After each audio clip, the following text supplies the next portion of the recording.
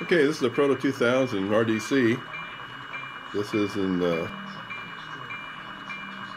Northern Pacific, and I've put a Digitrax SDH164 decoder in it.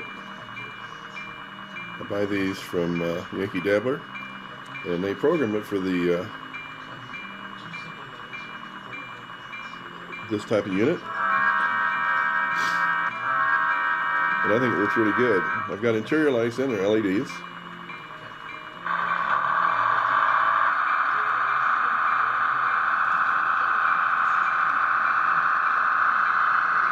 is RDC-3.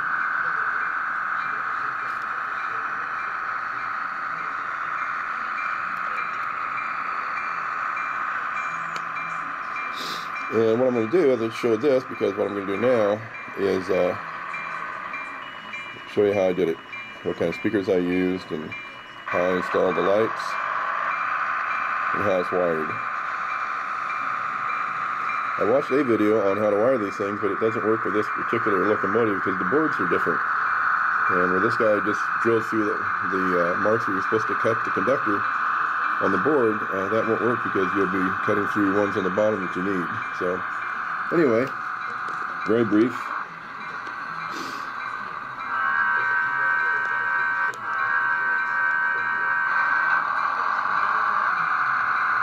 You remember, these are diesel hydraulic, they're not diesel electric. So they have like a hydraulic transmission, and kind of like the old Buick Starfloat, I would imagine. I think they're pretty impressive. I bought 3 of them, and I've got 3 of the decoders. I've installed the first one, so I think now it's time to install the second one. So we'll silence it. Turn off the lights, and see what we can do here.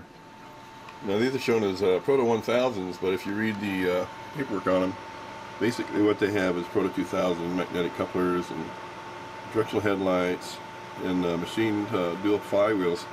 We'll open this guy up. These are new. I was pretty fortunate to get them. The third one I have is my favorite line, Rock Island, but I also have a collection of the Northern Pacifics as well.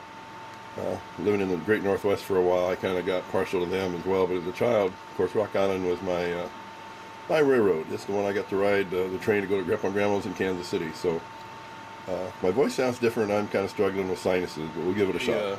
Okay, she comes with her instructions. I've got her out of the box. You can see it is Great Northern, and this car is B42. The other one is B31, and looking at the history of these things, there's I think there's an error on one of the numbers. But anyway, this is what they call the -3. You can see it has a large cargo area and a smaller passenger area. So the other one was basically a -1, basically all passengers. But this is the -3. And we'll see when we open it up if the board's the same as the other one or maybe different. And I'll point out the differences when we get to it. Okay, so I've removed the couplers. As you can see, there's a screw here, one here. This coupler is gone. Then there was a screw here and another screw right there. On the -1s, this screw on the forward end would be back here quite a ways. So everything's different on these. So you just have to kind of be aware of it. All we have to do now is we can turn it over, and the shell should just pull right off as it does. Then, as you can see, you've got this board. What you have to be aware of is there's things underneath here. I don't know if you can see them or not. Well, I think you can. You can see the trace line here that comes to this one here. But you'll see there's 3 X's. One here, and one right here. Now the instructions tell you to just go ahead and take a knife or something and cut those. I don't like doing that. The other video I watched from another guy, he just drilled all the way through the board. I don't think you want to do that either, because you don't know that you don't have another printed conductor on the other side that you may go through. You're also going to remove all of these diodes. You're going to remove this resistor, these diodes as well, and then you're going to put jumper across, one on this end and one on this end, and a jumper across this. So let's get to it. Okay, so this is a shorter car, so what I've done is I've drilled 3 holes, one here, and one right here, and I had to make sure there was no conductor underneath there. I've also gotten into these 3 places where I'm going to have to cut the conductor. So there's a hole there, a hole there, and a hole there. And I start out with a really small drill, then I'll start sizing up until I get to 3 millimeters. And it'll take 3 millimeters to open this up enough probably. And it takes at least a 3 millimeter to get the 3 millimeter LED bulbs in for the interior. And we'll take a look at that. And I've also figured out my schematic for this thing, which is right here. It tells me what color goes to which pin. And I'll make sure this one's no different by reading the instructions. Something some of us aren't that good at doing all the time. Okay, here's another little trick. As you step up the size of the holes, you basically want to make sure that the drill bit is really short.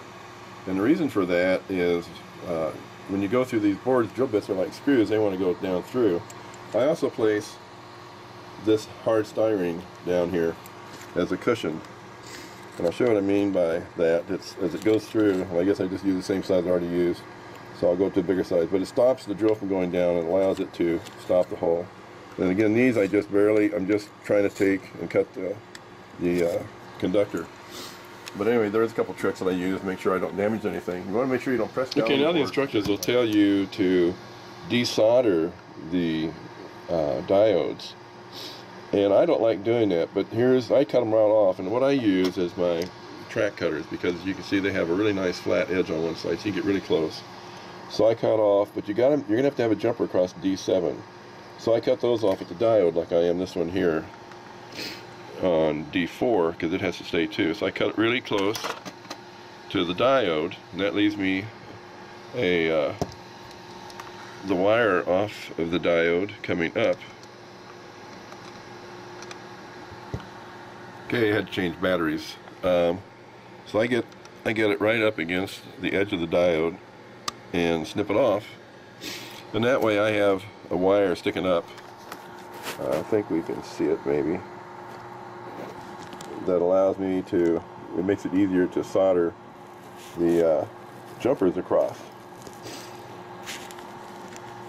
So this kind of goes against the instructions, but I think it's a lot better way to do it. That way you're not risking, I mean, it doesn't make any sense to desolder these things and take a risk of damaging the board when you can just cut them off and then solder to the wire, minimize the heat up against the board. So I'm going to get me some lights and I'll show you how I stick them in. I mean, like, you can't figure that one out.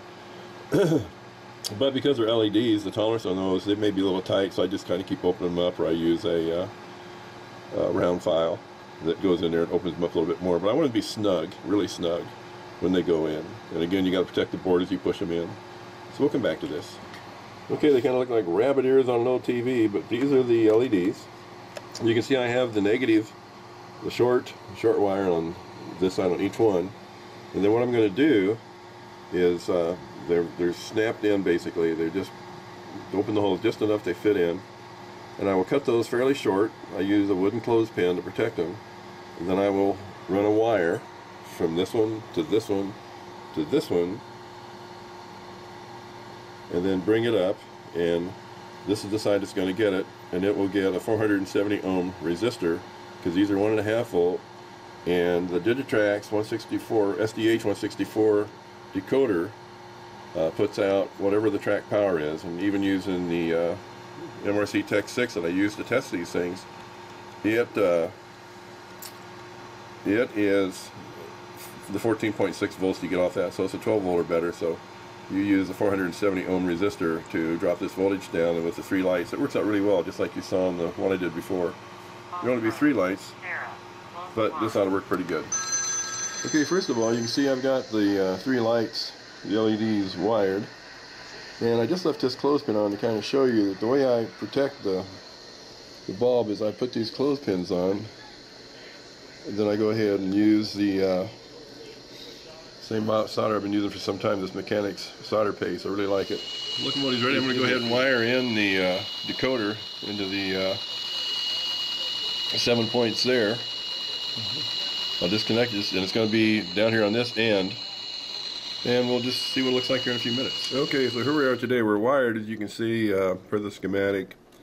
The wires coming off of the decoder lead, which is right up here, are all attached. I have in fact cut off the resistors and the diodes and bridged those. I've also installed the lights. Now, as you can see, I took a LED, it's a 3mm golden, which is what I like to use, and it's plugged directly into the two pickups. And I can do that because that's the backlight. So you can see the yellow wire going in. I will cut the yellow wire in the middle and the white wire and install 1,000 ohm resistor in them, because this does get tracked voltage off of Digitrack's SDH164 decoder, so it will get 12 volts. At the front end, you can see I've got the light installed, and I've got the wires down and hooked up directly again, and again the white wire, you can see underneath there how it comes back and it hooks into P6, so the white wire will be cut, and 1,000. Now, I've put the speaker, as you can see, inside,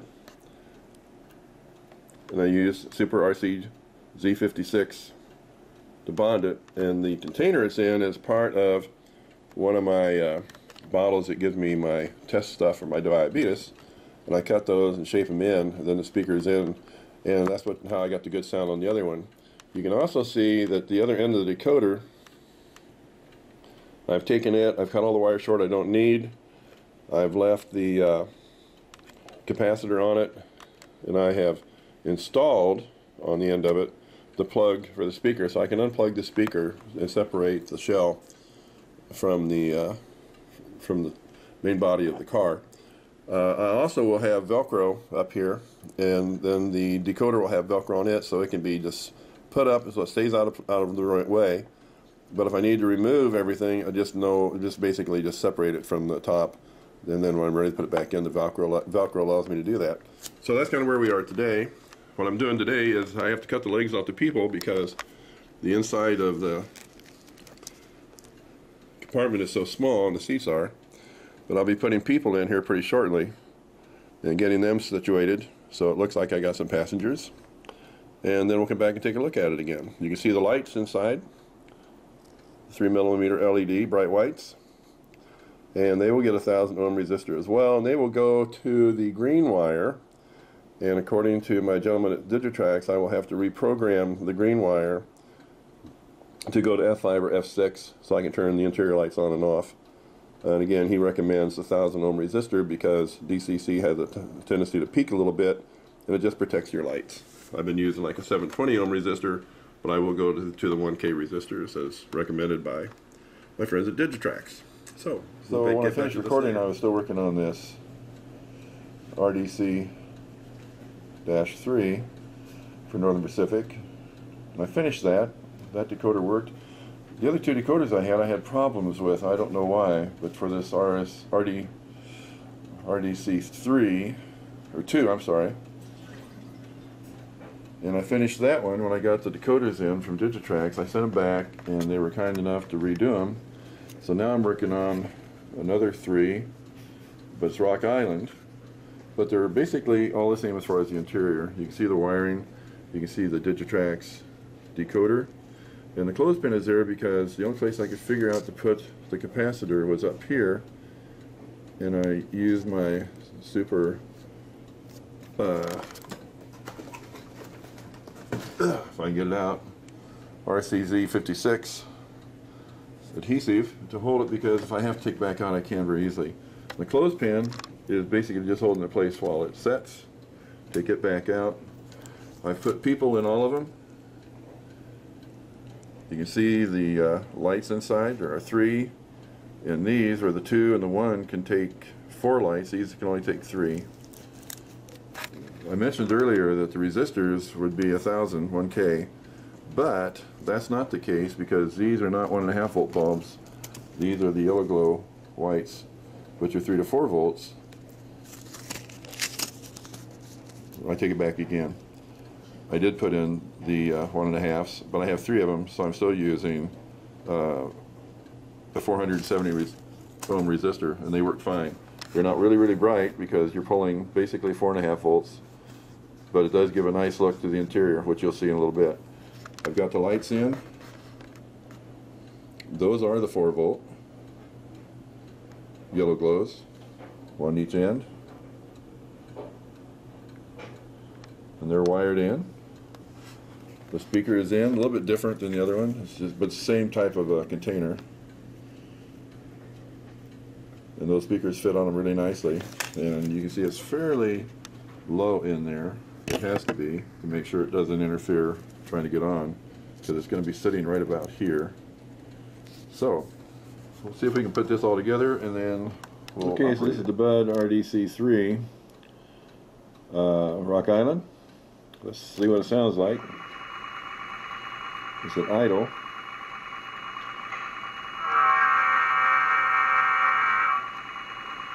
The horn. It's in reverse. As you can see, the lights on. Kind of lights up the inside a little bit. I could have put the tape around it, but I decided not to. Now, again, I'm using the F1, the green, to the blue wire coming off the decoder, the positive common. So right now it's hooked into the bell. So if you turn on the bell, you get your interior lights. And I have to reprogram that particular green lead, as I got instructions from Digitrax. Did a really good job. Love these things. This thing has really good sound to it, I think. Get those twin diesel engines running. And it has a hydraulic transmission, so it doesn't do steps.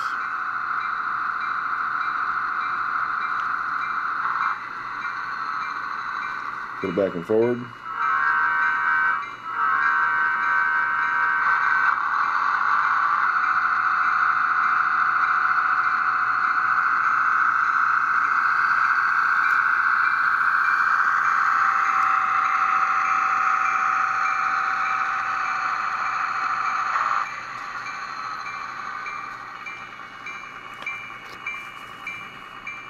I am impressed with these things. I like this Digitax program that they have for it.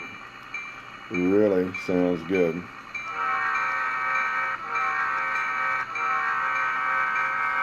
Put it in reverse.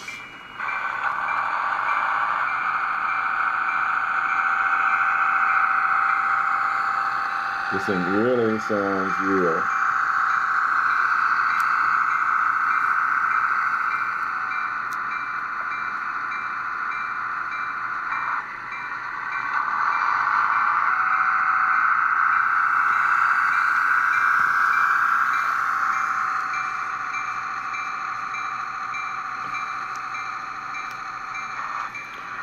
So, enough.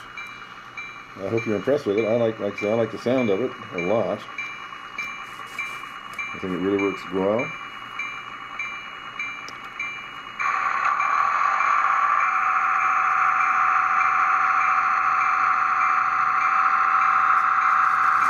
Very smooth. I've got another one coming that I will probably put on eBay, but this one is mine.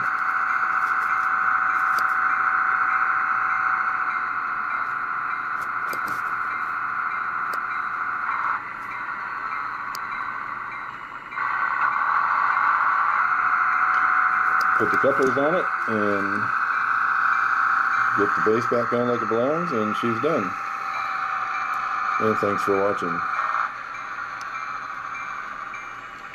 This may sound like a commercial, but if you're interested in these, the only place I found with this sound was Yankee Dabbler. There may be other sources, but I do like Yankee Dabbler. I bought probably a dozen of these Digitrax SDH164s off of them. Most of them I've installed in steam locomotives. I've had a hard time trying to reprogram them. I was told by their main technician that everybody does. Digitrax didn't do a very good job of writing the manual either. But you can call them anytime and they'll tell you where to go, what CV to use, and how to do it. I did have problems with two of the decoders. I don't know if I caused it or if they were bad decoders or what, but this is one of them. I sent it back to them. They got it on Friday. I had it back on Tuesday. I mean, just great. Reprogrammed. It's working fine, as you can see. So if you're interested, you can buy them off eBay through Yankee Dabbler, but the problem is, if you want them to program them, it's best to go to their website, which is basically yankeedabbler.com, and I'm going to put it on the screen so you can see it. And then as you're checking out, you'll see on the left-hand side is a remarks column, and you can put in the remarks column what you'd like the decoder program to, whether it's the RDC or another one is the Doodlebugs by Bachman Spectrum. They have that program for the gasoline engine, and that silly little Hornet has. So anyway, it's a good source to go to. And again, thanks for watching, and good hoeing.